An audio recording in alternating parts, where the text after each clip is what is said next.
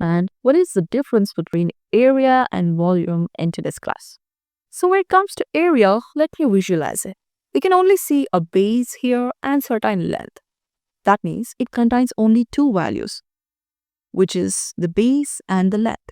But when it comes to the volume, you're going to have a base, you're going to have a length along with certain height. What is this? Why this height is getting added up here? Let's understand this with the simple words. So when I say the two dimension, I said it can contain only length and the width. Have a look at this table. It contains certain base here and it contains certain length from front to the back end.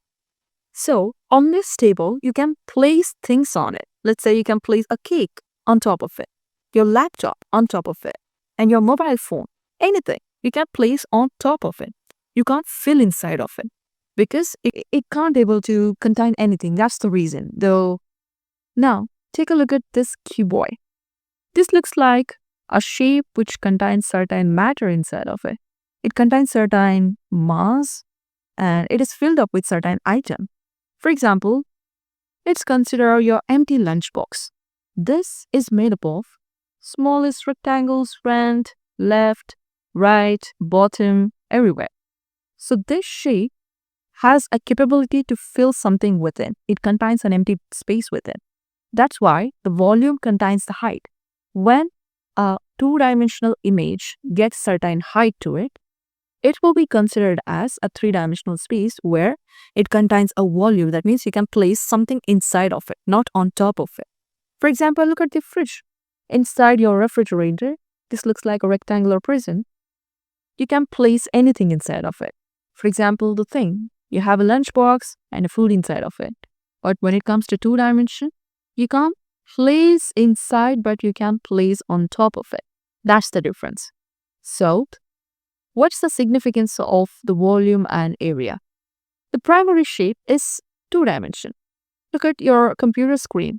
You can either go from left to right, from top to bottom, not more than that.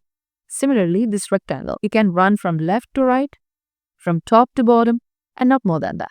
But if you place the same rectangle, one on each other, like this, it will start to make certain empty space within. This will be considered as volume. Therefore, the cube, whatever you're looking at, contains a volume so that you can place something within it. That means this individual rectangle placed one on each other to create this cuboid. And how many rectangles are placed, that will be considered as height. So the individual area of the rectangle multiplied with height going to give you the volume of this cuboid. That's why the formulas looks like this. Let me take the first one. The area of the rectangle is length times base. So the cube going to be length times base times height. The area of the individual rectangle multiplied with the height going to give you the volume. So the same case will happen when it comes to circle and cylinder. Because if you place circle one on each other, they're going to get a shape of cylindrical. That's why the area of a circle, which is pi r square, multiplied with the height, going to give you the volume of the cylinder. Exactly the same way. The hexagon placed one on top of each other, going to give you the hexagon prism. That's the volume. Hexagon area multiplied with the height, going to give you the volume of hexagon. That's the smallest logical thinking between the volume and the area. So if you see anything that contains two dimension, that is the width and the length, it is considered as area. It's going to contain area.